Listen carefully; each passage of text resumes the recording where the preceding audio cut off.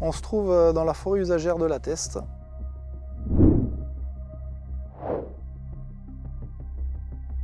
Il y a un peu plus d'un an, on a eu un très gros incendie qui s'est déclaré et qui a ravagé plus de 3500 hectares sur la commune. Donc, depuis le début d'année, on est en train de récolter tout le bois qui a été brûlé.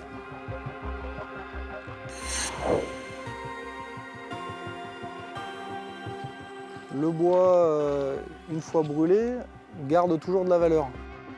L'avantage des arbres, c'est qu'il a une écorce, et l'écorce, c'est un isolant, c'est un protecteur. Donc ça a brûlé l'écorce, par contre l'intérieur, le bois est encore bon. Donc aujourd'hui, pour faire l'exploitation, on a fait appel à des bûcherons, à des abatteuses, des machines d'exploitation qui coupent, qui ébranchent et qui débitent, comme ici là, les arbres. Le bûcheron passe pour couper au pied les plus gros pins, sortir les plus grosses branches pour que la batteuse derrière puisse couper les plus petits arbres et après débiter la totalité, donc trier, valoriser le bois en différentes catégories, différentes longueurs pour différentes utilisations. Depuis que ça a brûlé, on a eu l'attaque des scolites, donc ces petits insectes qui se propagent assez vite et qui tuent les pins qui étaient encore vivants après l'incendie. Le scolite profite de la faiblesse de l'arbre pour attaquer. Et donc ça, c'est la double peine. Il y a eu l'incendie d'un côté, la mortalité de ceux qui étaient fragiles qui est arrivée, plus les insectes, ce qui fait que là, on rajoute la désolation à la désolation. J'étais peut-être un peu naïf, mais je ne pensais pas qu'il y aurait eu autant de mortalité. Bon, j'ai des chauffeurs, ils m'ont dit « tu verras, ça finira en coupe sanitaire totale ». Bon, on espère toujours que non, mais dans certains endroits, oui, c'est sûr que c'est ce qui est en train de se passer, quoi.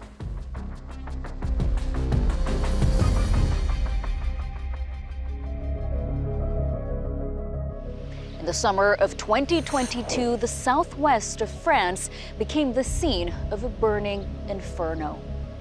Some 30,000 hectares of pine forest were reduced to ashes, the Gironde region making up nearly half of a total of 72,000 hectares destroyed in wildfires nationwide. High temperatures and record-breaking drought created ideal conditions for wildfires to spread, as highly flammable dry vegetation provided the fuel for huge blazes. And there's no doubt climate change played a part. But many were quick to point the finger at the region's intensive model of monoculture plantations, with pine trees extending for miles, just like fields of corn or rapeseed.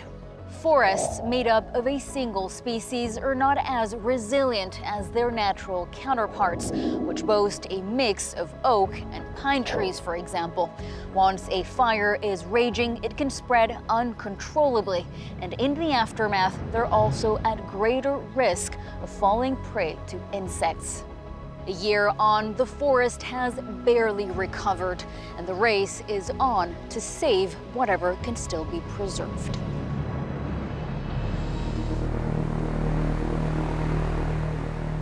On assiste depuis la sortie de l'hiver 2022 à des populations qui se reproduisent, qui sont présentes non seulement dans la zone de feu, mais commencent à déborder un petit peu en dehors de la zone de feu.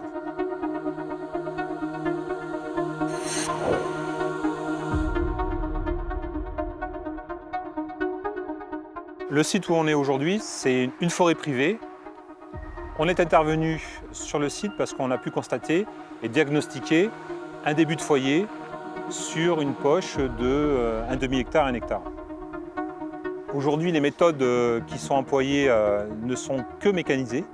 Il n'y a pas de traitement phytosanitaire en forêt pour freiner ou tuer ces insectes-là.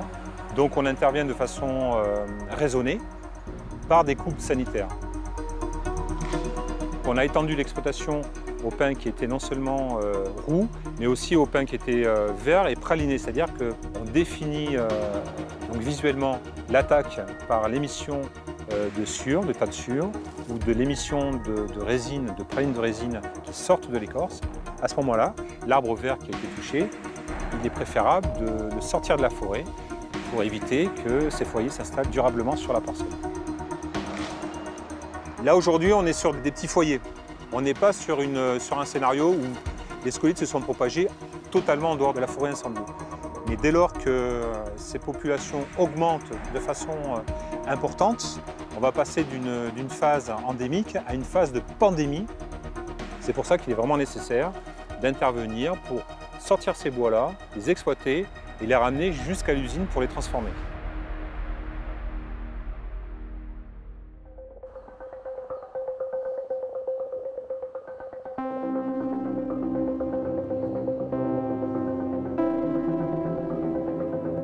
Ce petit coléoptère est effectivement équipé d'ailes qui le rendent capable de coloniser n'importe quelle forêt de pins maritime dans un rayon de 10 à 20 km.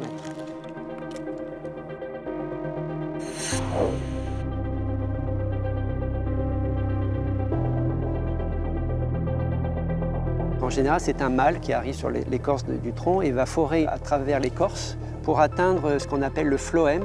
C'est là où se trouvent les canaux de sève. Il va faire une chambre nuptiale attirant une ou plusieurs femelles.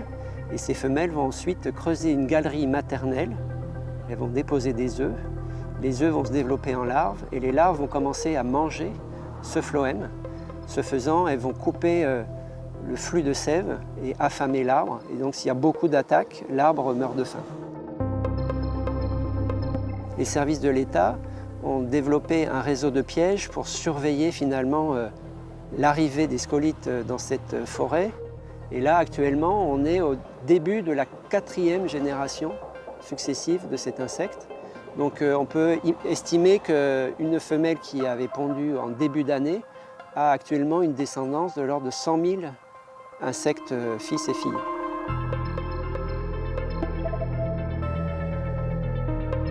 Les arbres coupés que l'on stocke en bord de route constituent le milieu de développement idéal des scolytes. Ces grumes ne peuvent pas se défendre en produisant de la résine, alors que sur un arbre debout, ils gardent une certaine résistance et limitent les attaques.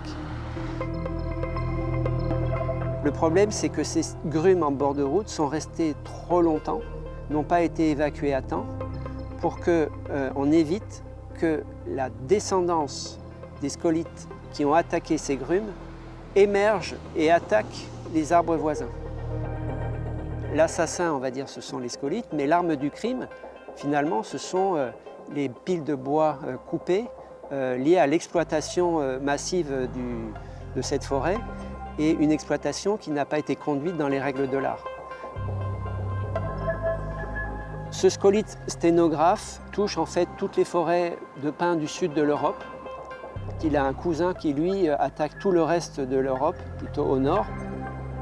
Et donc, on a cette bombe à retardement qui est en train d'exploser actuellement en Europe, au point que les principales causes de mortalité, ce n'est plus la tempête, ce n'est plus l'incendie, ce sont les attaques de scolytes.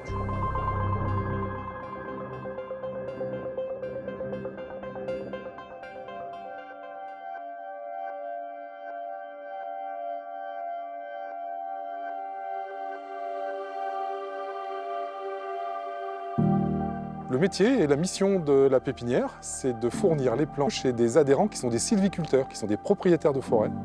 Donc la pépinière doit adapter sa production aux besoins liés aux crises de la forêt.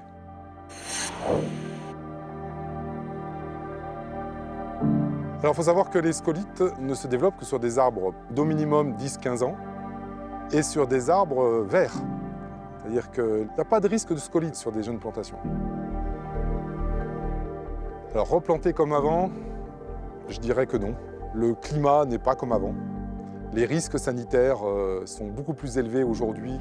Donc au moment de la plantation, on va mettre en place des techniques qu'on souhaite développer, qui est une diversification dans le cadre d'un projet qu'on appelle bocage. L'idée, c'est d'introduire des feuillus, comme des chênes par exemple que j'ai là. on a des chênes verts, on a des chênes lièges. Et on va constituer ces lisières de feuillus. Et donc, ce que vous voyez là, c'est une zone humide dans laquelle on ne va pas reboiser et on va conserver tous les feuillus qui sont autour. Le principe, c'est de tout faire pour que la forêt soit en meilleure santé. Et avec la santé de la forêt, vous allez résoudre la résistance aux scolytes, vous allez faire en sorte qu'elle va être plus résistante à des effets climatiques, le chaud comme le froid d'ailleurs. Donc c'est vraiment ça qu'on recherche, c'est comment faire en sorte que notre forêt des Landes de Gascogne soit en la meilleure santé possible pour résister à tout ce qu'elle va avoir à vivre dans les prochaines années.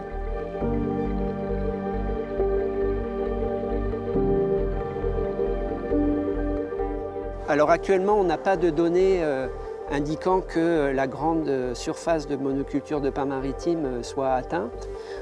On peut cependant se poser des questions sur ce qui va se passer l'année prochaine si on n'arrive pas à juguler l'épidémie locale. Mais on sait que par contre, la présence de feuillus a un aspect répulsif. On n'a pas encore démontré à l'échelle du massif l'intérêt de ces lisières sur cet aspect-là. Par contre, ce que démontrent nos travaux de recherche, c'est que la voie de limitation de ces risques liés au changement climatique et à ces épidémies d'insectes, c'est bien la diversification des forêts, le mélange des essences forestières, aussi bien en termes de bordure, mais aussi de mélange à l'intérieur des parcelles.